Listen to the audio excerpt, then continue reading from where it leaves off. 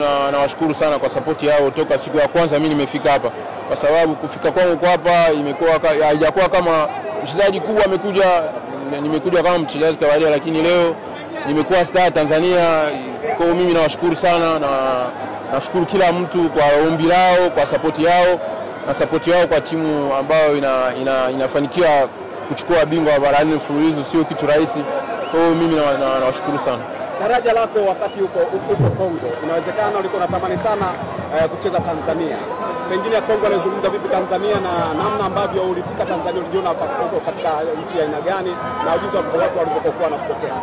Tanzania nchi nzuri na watu wanawapenda mpira.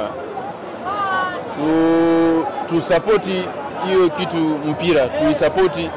Mimi naamini itakuwa kubwa zaidi.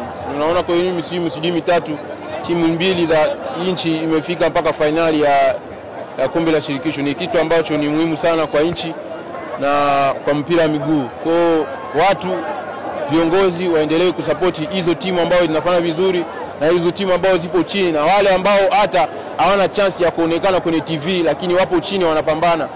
Kwa watu waendelee kuwasapoti, kuanza chini ndio inafikisha watu juu. Tafsiri yako kwa msimu mzima na ubingwa umechukua, tafsiri